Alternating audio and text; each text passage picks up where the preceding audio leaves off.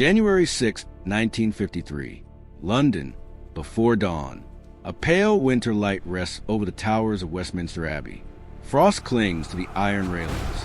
The air is still, almost reverent. Inside the abbey, beneath vaulted stone that has watched 1,000 years of coronations, a single object waits in silence. The crown, gold forged and reforged across centuries. Arches rising toward cross. Velvet dark as midnight. Jewels gathered from distant continents once ruled beneath its name. It sits upon the altar, motionless, yet heavy with memory. Soon, a young queen, Elizabeth II, will walk the long nave toward it. Outside, millions listen by radio. Cameras stand ready. An ancient ritual prepares to meet the modern world. But this moment did not begin in 1953. It began in fire and invasion, in fractured kingdoms, in a time when a crown was not ceremonial, but survival, when England was not yet England, and kings did not inherit peace. They fought for it. And to understand how that gold circlet endured, one must return more than 1,000 years to a winter in Wessex. Winter 871. Snow drifts across the fields of Wessex. The land is divided into fragile Anglo-Saxon kingdoms, Mercia, Northumbria, East Anglia, each vulnerable, each fractured. Across the North Sea, longships carve through gray water. Viking banners snap in the wind. England, as a unified realm, does not yet exist. In this world, the crown is not a jeweled object resting on velvet. It is a war prize. When Alfred the Great ascends the throne of Wessex in 871, he inherits a kingdom under siege. Viking forces under leaders such as Ivar the Boneless and Halfdan Ragnarsson have already shattered neighboring realms. Northumbria has fallen. East Anglia has collapsed. Mercia trembles. Wessex stands alone. Alfred is only in his early 20s.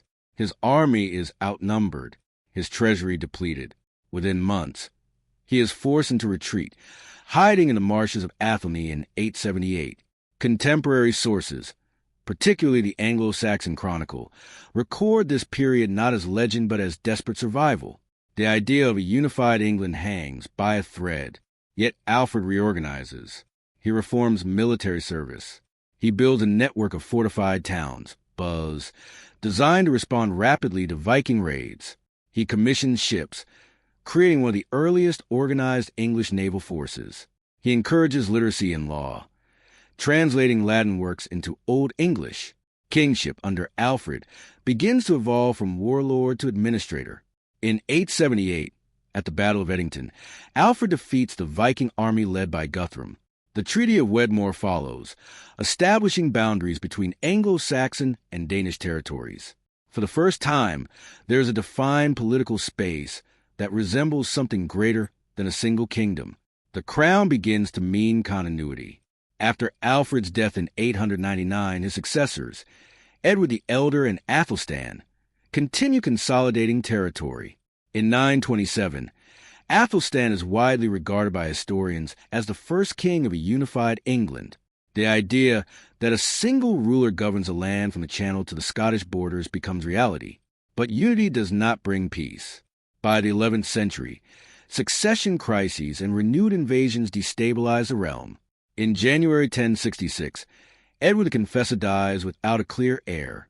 Competing claims arise. Harold Godwin's son is crowned. Across the Channel, William the Conqueror prepares an invasion, asserting that he was promised a throne. On October 14th, 1066, at the Battle of Hastings, Harold is killed. The Norman army prevails. By Christmas Day, 1066, William is crowned King of England in Westminster Abbey. The crown changes language. Norman French replaces Old English in court. Feudal structures reshape land ownership. The Doomsday Book of 1086 catalogs wealth and obligation with unprecedented precision. Kingship becomes centralized, bureaucratic, enforceable. Castles rise across the countryside, symbols of imposed authority. The crown grows heavier and more powerful. Under Norman and Plantagenet rulers, England expands influence into Wales and Ireland. The monarchy strengthens administrative courts and taxation systems. Yet power consolidates to such an extent that resistance emerges from within the nobility itself. In 1215, rebellion forces King John to seal the Magna Carta at Runnymede. The document does not create democracy.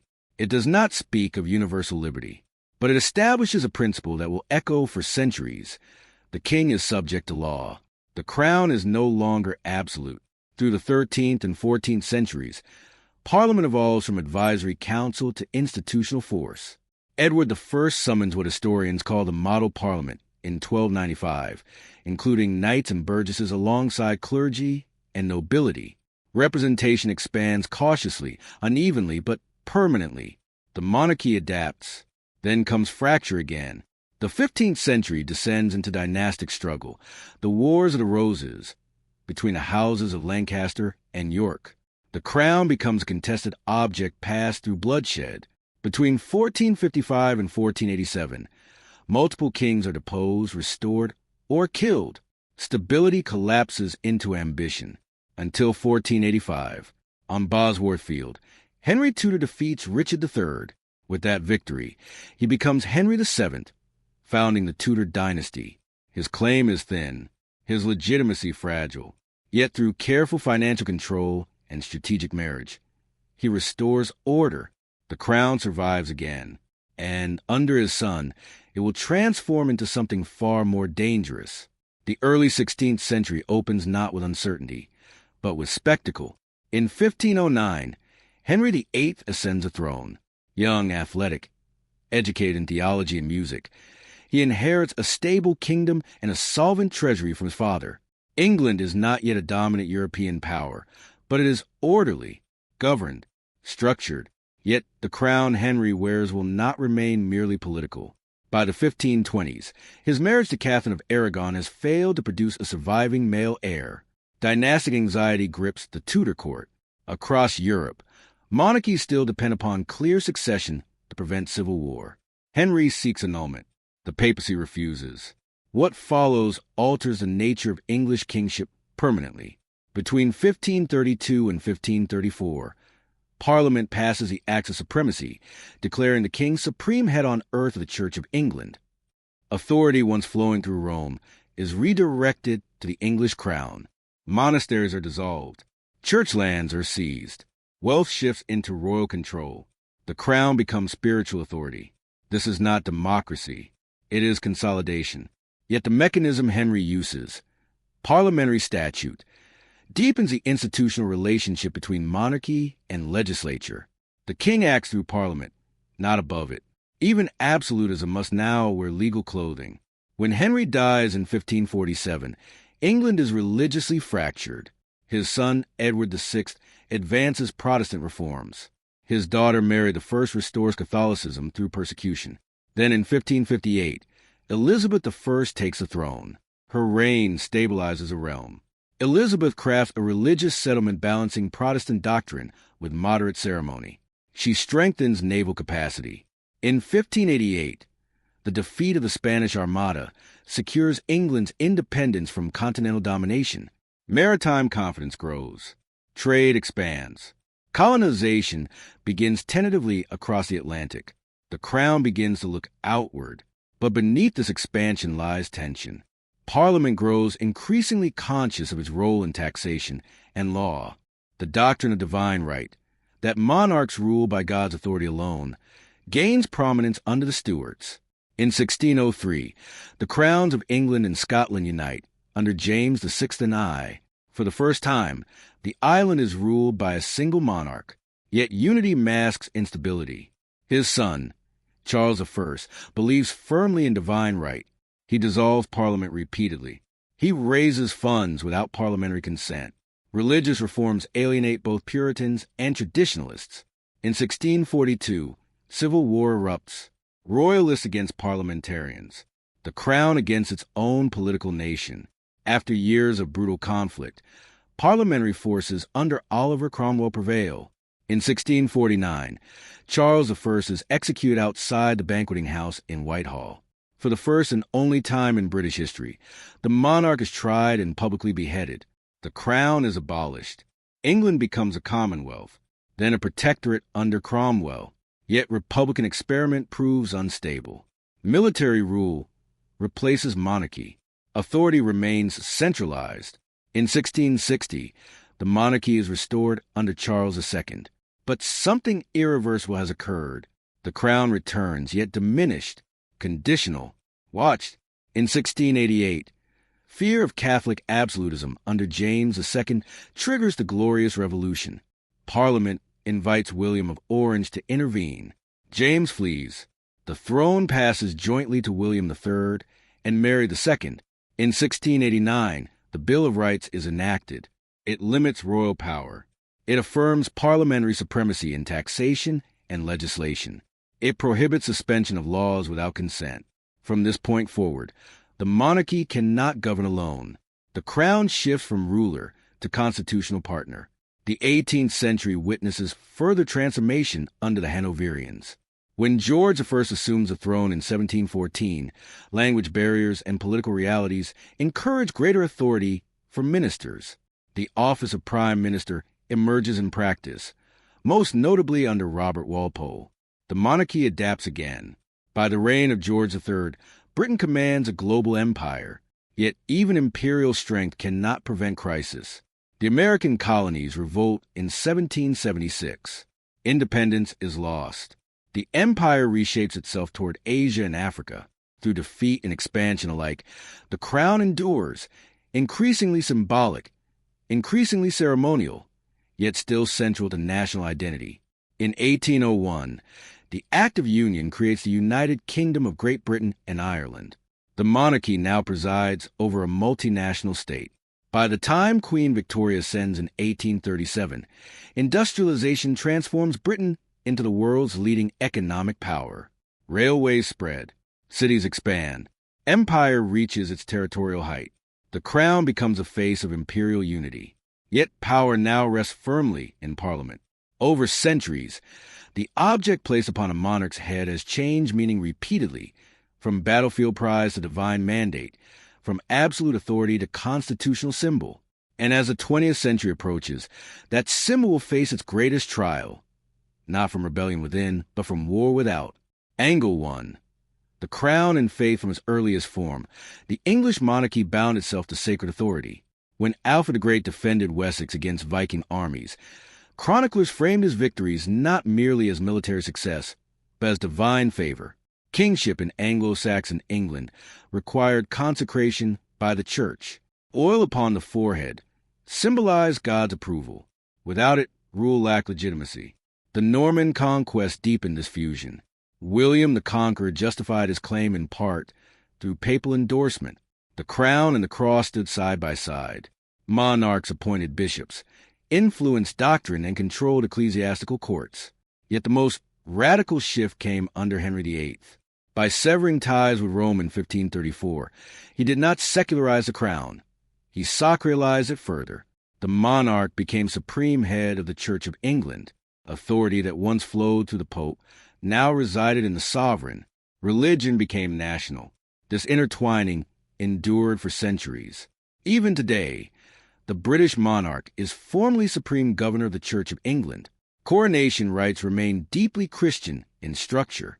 The crown is placed upon the head within a sacred ceremony, not a political inauguration. Faith once legitimized power. Over time, it preserved continuity. Angle 2. The Crown and Parliament. The Magna Carta of 1215 established a principle that reverberated far beyond medieval barons. By forcing King John to accept legal limitation, it began a gradual rebalancing. Power would no longer be unquestioned. Throughout the 13th and 14th centuries, parliaments were summoned primarily to approve taxation. War required money, money required consent. Over time, consent evolved into influence.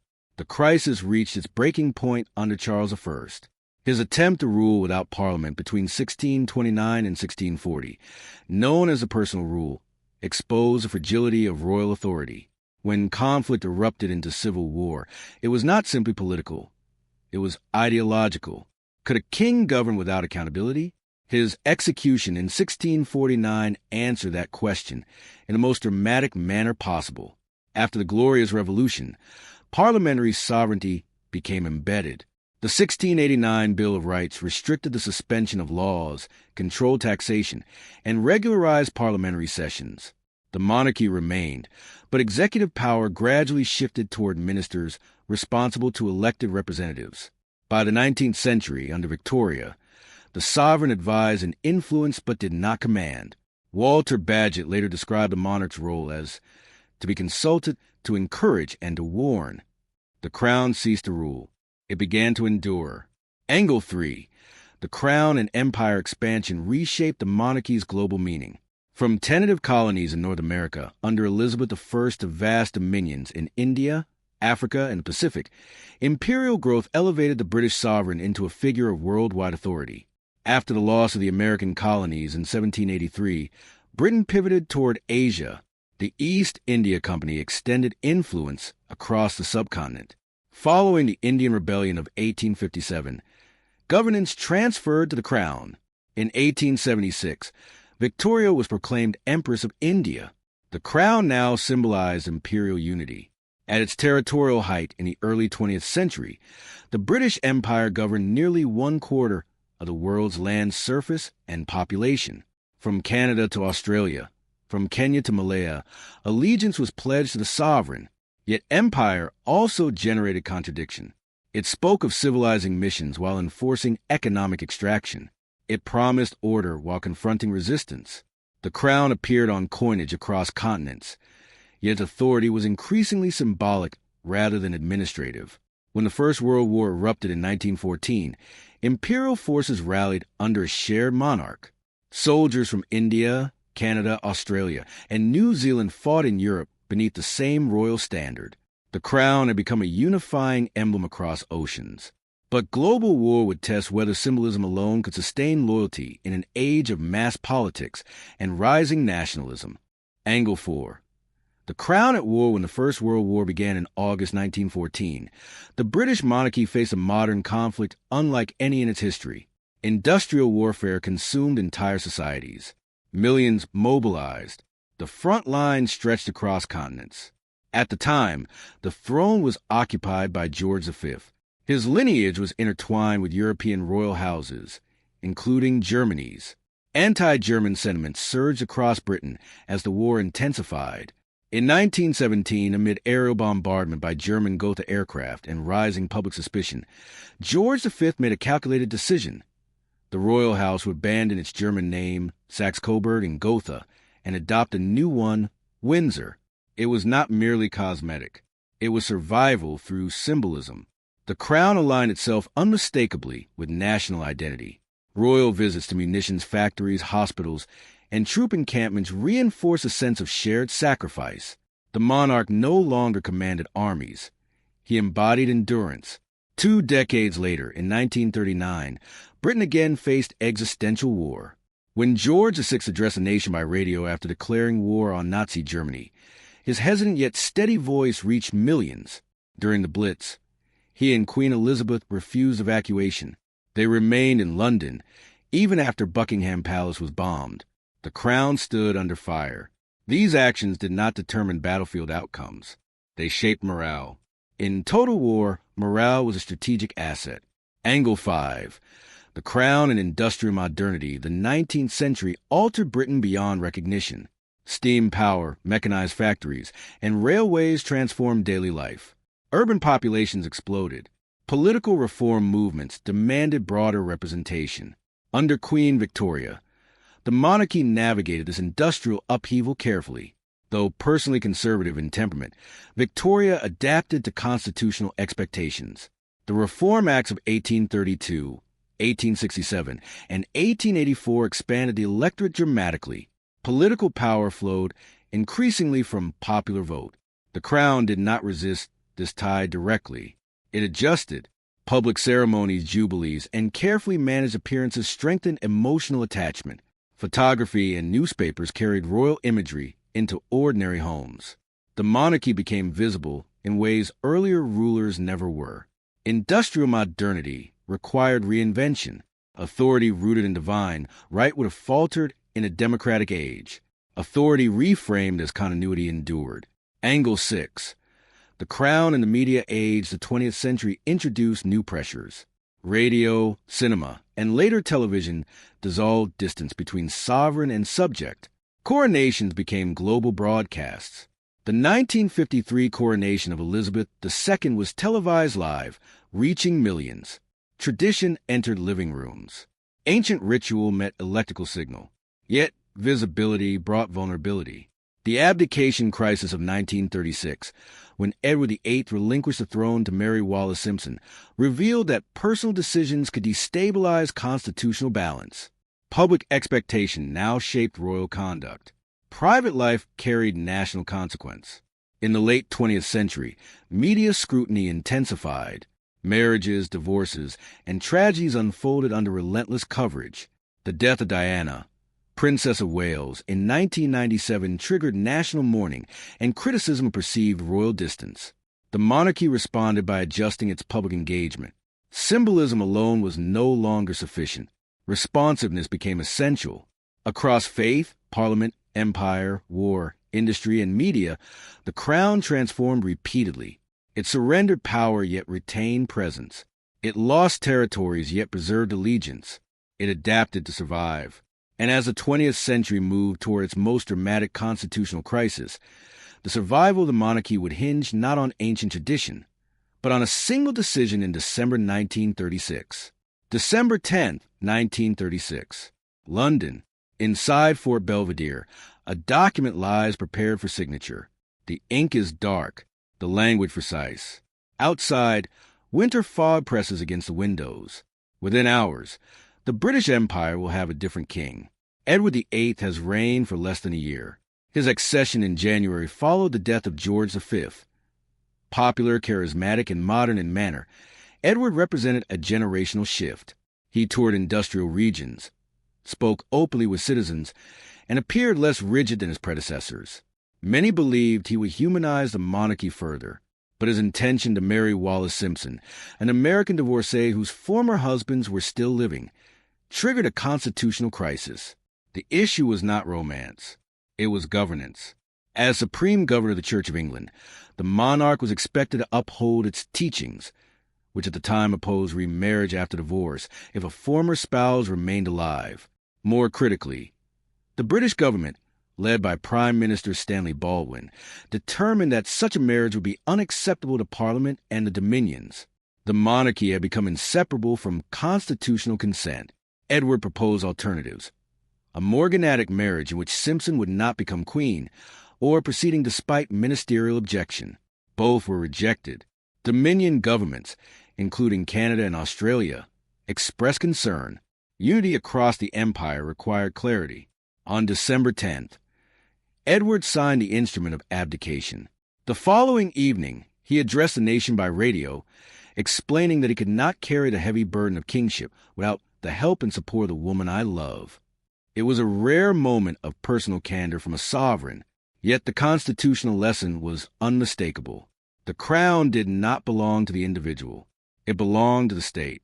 Edward's younger brother ascended as George VI, reserved, reluctant, and afflicted with pronounced stammer. He had not expected to rule. His reign began not with celebration, but with repair. Within 3 years, Europe descended into war. On September 3rd, 1939, after Germany invaded Poland, Britain declared war. That evening, George VI delivered a broadcast to the nation. His voice, steady though halting, acknowledged the gravity of the moment. Millions listened across Britain and the empire. The monarchy now faced a trial unlike the abdication, a test not of personal conduct, but of national survival. As German forces advanced across Europe in 1940, Britain stood largely alone. France fell in June. The British Expeditionary Force evacuated from Dunkirk under extraordinary circumstances. Invasion seemed possible. During the Blitz, German bombing raids targeted London and other cities relentlessly from September 1940 into 1941. Civilian casualties mounted. Infrastructure burned. Buckingham Palace itself was struck. George VI and Queen Elizabeth chose to remain in London despite the danger. Their visible presence among bombed neighborhoods carried symbolic weight. When the Queen remarked that she was glad the palace had been bombed so she could look the East End in the face, it reinforced solidarity between monarchy and citizen. The Crown did not command divisions in the field. It absorbed shock. Statistical reality underscored the crisis. Between 1940 and 1941, over 43,000 civilians were killed in the Blitz. Industrial output strained under bombardment, yet production recovered. Public morale, though tested, held firm. The monarchy's function had evolved fully into national embodiment. Meanwhile, across the empire, troops from Canada, Australia, New Zealand, India, and Africa mobilized under shared sovereign. Imperial unity was not automatic. It required reinforcement. The king's image on uniforms, currency, official proclamations signified common cause. But war also accelerated transformation. The economic burden of total war weakened Britain's global dominance. American industrial capacity dwarfed British production. The United States emerged as senior partner in the Allied coalition. The Soviet Union bore immense casualties on the Eastern Front. By 1945, victory was achieved, but exhaustion followed. The Crown had endured 2 global wars within a generation. It had weathered abdication, aerial bombardment, and imperial strain. Yet the world that emerged in 1945 would not sustain empire as it had existed. And as decolonization began to unfold, the monarchy would face a quieter, more profound question: how to remain relevant when the empire it symbolized dissolved. May 8, 1945. London. Crowds flood the mall outside Buckingham Palace. Flags wave in dense clusters. Church bells ring across the city. Victory in Europe has been declared. From the palace balcony, George VI and his family appear before a sea of faces. Prime Minister Winston Churchill joins them briefly, greeted by thunderous cheers. The war in Europe is over. Yet beneath celebration lies exhaustion. Britain has survived, but at immense cost. Nearly 384,000 British military personnel have been killed. Cities remain scarred. The national debt has soared to unprecedented levels, exceeding 200% of GDP by war's end. Overseas commitments stretch resources thin. The Crown stands in triumph, but presides over contraction. In July 1945, Churchill's wartime government is voted out of office. Clement Attlee's Labour government takes power, committed to domestic reconstruction and social reform. The creation of the National Health Service, expansion of social housing, and nationalization of key industries signal a new political era. Imperial governance becomes increasingly untenable. In 1947, India, long considered the jewel of the British Empire, gains independence. Partition divides it into India and Pakistan, accompanied by mass displacement and violence. For centuries, the British monarch had been Emperor or Empress of India. That title disappears. The Crown does not resist. Instead, adaptation begins again. The concept of the Commonwealth evolves from imperial hierarchy to voluntary association. Former colonies retain symbolic allegiance to the monarch as head of a cooperative network rather than as ruler. It is a redefinition born of necessity. When George VI dies in February 1952, his daughter ascends the throne as Elizabeth II. She is 25 years old. The empire her father inherited is already transforming into something else.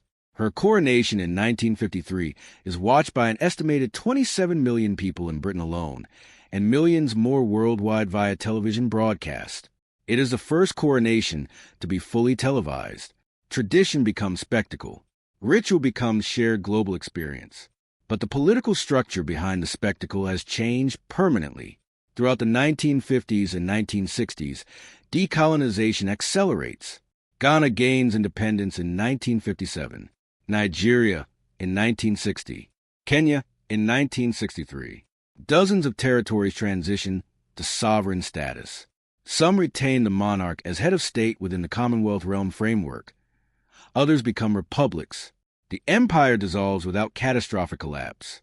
The Suez Crisis of 1956 underscores Britain's reduced geopolitical influence.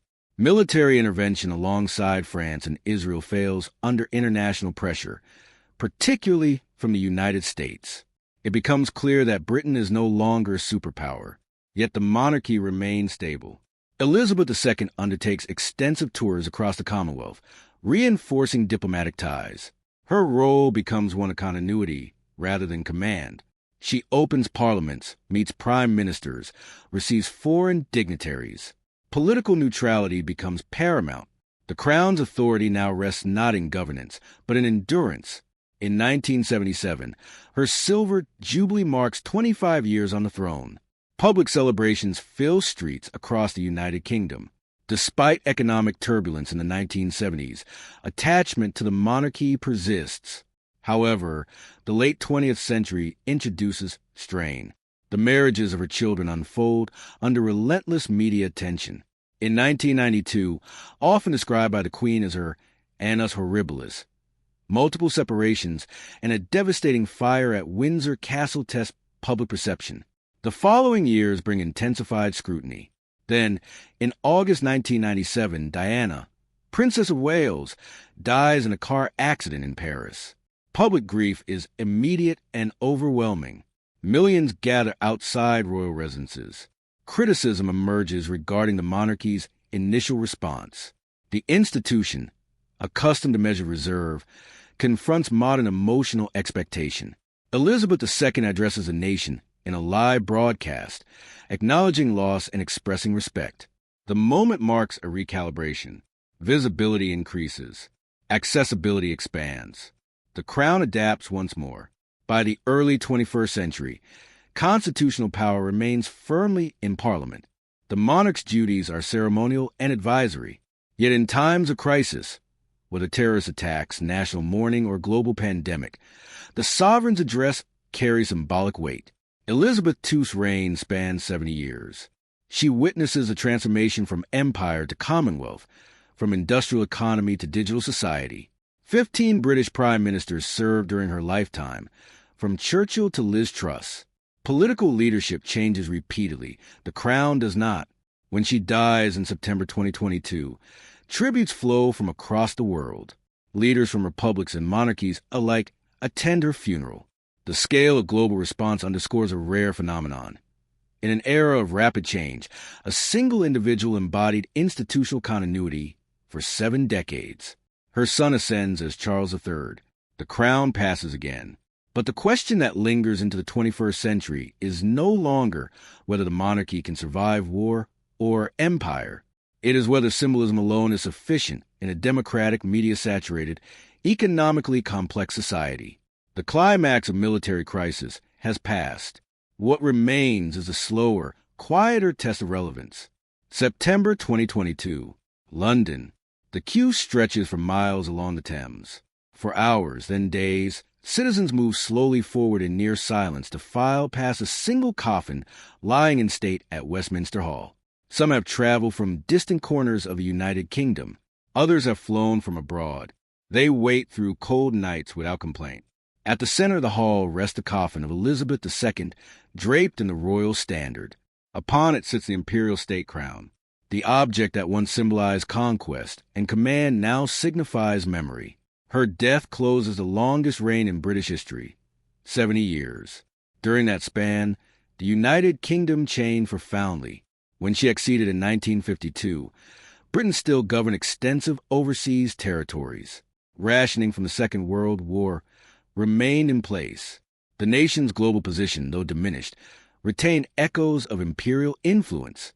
By 2022, Britain is a mid-sized power in a multipolar world. The empire has become a voluntary commonwealth of nations. Economic integration has fluctuated, including entry into and withdrawal from the European Union. Political leadership has turned over repeatedly. Social norms have shifted dramatically. Yet through each transformation, the monarchy endured as constitutional constant. Today, the sovereign's powers are defined by convention. Royal assent to legislation is granted as a formality. The monarch appoints a prime minister, but only the individual who commands a majority in the House of Commons. Weekly audiences between sovereign and prime minister remain confidential, preserving advisory function without political intervention. This framework rests on precedent rather than codified constitution. Britain operates without a single written constitutional document. Instead, statute, common law, and convention interlock. The monarchy functions within this delicate structure. Financially, the The institution is supported through the sovereign grant, calculated as a percentage of profits from the crown estate, property technically held by the monarch but managed independently, with revenues flowing to the treasury. Public funding and transparency requirements reflect modern accountability standards. Criticism exists. Republican movements argue that hereditary office contradicts democratic principle. Questions arise regarding cost, privilege, and relevance. Some Commonwealth realms have transitioned to republic status in recent decades, including Barbados in 2021. Debates continue in others about constitutional change. Yet polling within the United Kingdom often indicates majority support for retaining the monarchy, particularly during Elizabeth II's reign. Attachment appears linked less to political theory than perceived stability. The crown has become an anchor in uncertain waters. When Charles III delivers his first address as sovereign, he acknowledges both continuity and change. He pledges constitutional duty. He references service. The tone echoes that his mother decades earlier, but the environment surrounding him differs sharply. Social media accelerates scrutiny. News cycles operate continuously. Public opinion forms rapidly and vocally. The monarchy can no longer rely solely on distance and mystique. Engagement must be calibrated carefully. At the same time, ceremonial tradition retains power. The coronation of Charles III in 2023, held at Westminster Abbey, follows rituals dating back centuries, yet incorporates representatives from diverse faiths and communities. Ancient liturgy intersects with contemporary pluralism. The crown reflects adaptation rather than rigidity. In the aftermath of empire, world war, decolonization, and cultural revolution, the British monarchy has relinquished political dominance while preserving symbolic centrality. It governs nothing directly, yet influences atmosphere. It commands no army, yet presides over armed forces. It passes no laws, yet embodies continuity of law. This paradox defines its modern condition. And as Britain navigates economic uncertainty, constitutional debate, and generational change, the monarchy's survival will depend not on inherited authority, but on public consent renewed with each passing year. In the years following the passing of Elizabeth II, the monarchy entered a period defined less by crisis than by calibration. The British state itself remains structurally unchanged. Parliament legislates. The Prime Minister governs. Courts interpret law. Yet the sovereign continues to perform more than 1,000 official engagements annually, audiences, investitures, diplomatic receptions, state openings of Parliament. These acts are ceremonial in authority, but constitutional in necessity. Without the monarch's formal role, legislation cannot become law, governments cannot be appointed, and Parliament cannot be dissolved or summoned. The continuity is procedural, not personal. Under Charles III, emphasis has shifted toward a streamlined monarchy. Fewer working royals undertake official duties. Financial transparency has expanded incrementally. Public communication has grown more measured, more immediate. Where earlier reigns relied upon mystique, the present era requires clarity. Internationally, the Commonwealth remains a voluntary association of 56 nations. In some realms, Canada, Australia, New Zealand, the monarch continues as head of state, represented by governors general. In others, the British sovereign holds no constitutional role, but remains head of the Commonwealth as an organization. This distinction matters. The transformation from empire to association represents one of the most significant structural evolutions in monarchical history. Unlike previous European empires that collapsed violently or abruptly, Britain's imperial system largely dissolved through negotiated independence, legislative transfer of power, and constitutional adaptation. The monarchy neither commanded resistance nor orchestrated repression at its end. It adjusted. At home, generational perspective continues to evolve. Younger citizens often express more ambivalence toward hereditary institutions than older cohorts. Republican organizations maintain advocacy for an elected head of state. Periodic controversies surrounding individual members of the royal family test public patience. Yet national events still draw collective attention around the crown. Remembrance services at the cenotaph, state funerals, royal weddings, jubilee celebrations. These ceremonies operate as civic rituals, moments when political division pauses beneath shared symbolism. The monarchy functions as narrative continuity. Unlike elected offices, it does not shift with partisan tides. Unlike governments, it does not campaign. Its legitimacy rests not on policy, but on duration. That endurance creates both insulation and vulnerability. If public consent erodes significantly, no constitutional barrier would prevent parliamentary abolition. The institution survives because it remains broadly accepted. In practical terms, the sovereign's weekly meetings with the prime minister preserve a quiet channel of counsel, while content remains confidential. Prime ministers have described these audiences as opportunities for reflection removed from political theater. The monarch offers perspective shaped by decades of experience, yet exercises no veto. The influence is subtle, not directive. Meanwhile, the physical symbols of monarchy, the regalia, the palaces, the ancient sites, continue to attract global interest. Tourism linked to royal heritage contributes significantly to Britain's cultural economy. The image of the crown, once stamped across imperial territories, now circulates through ceremony, media, and tradition. Its power is intangible. More than 11 centuries have passed since the reign of Alfred the Great. In that span, the British monarchy has survived Viking invasion, Norman conquest, civil war, regicide, religious schism, imperial expansion, world war, and decolonization. It has transitioned from battlefield authority to constitutional symbolism. It has ruled absolutely. It has ruled conditionally. Now, it reigned ceremonially. The aftermath of empire did not end the monarchy. Instead, it revealed its final transformation, from power to presence. What remains is the larger question that history continually asks. In a democratic age, can inherited symbolism continue to anchor national identity? The crown rests today as history's longest living political symbol, not as a weapon of authority, but as a vessel of memory. Across more than 11 centuries, beginning in the turbulent era of Alfred the Great, the English and later British monarchy has mirrored the civilization it governed. It survived when kingdoms rose and fell around it. It transformed when faith and politics separated. It endured when empire expanded across oceans, and when that empire quietly returned to the world it once ruled. The reign of Elizabeth II represented the longest chapter of this continuity. She lived through the final age of empire, the Cold War balance of global power, the birth of the internet, and the acceleration of modern culture. Her presence became less about command and more about stability in an unpredictable century. The modern monarch does not govern markets, armies, or parliaments. Yet the institution performs something subtler.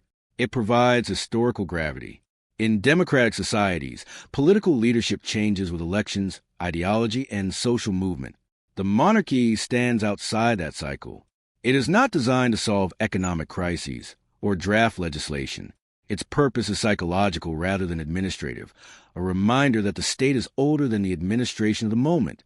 Under Charles III, the crown continues to adapt to a world shaped by technology, global communication, and shifting cultural expectations. The institution's survival no longer depends on military loyalty or imperial governance. It depends on collective consent renewed silently through tradition, ceremony, and cultural familiarity. The future of the monarchy will not be written in battles or treaties. It will be written in public sentiment, education, and national self-conception. If people continue to see the crown not as a symbol of domination, but as a symbol of continuity, the institution will endure. History suggests one lesson above all others. The British monarchy did not survive by remaining unchanged. It survived by changing just enough to remain recognizable. And perhaps the greatest power of the crown is not the authority it once held, but the simple, persistent presence of something older than the moment, watching history pass without trying to command it. The kingdom does not revolve around the crown. The crown, instead, rests quietly within the long memory of the kingdom.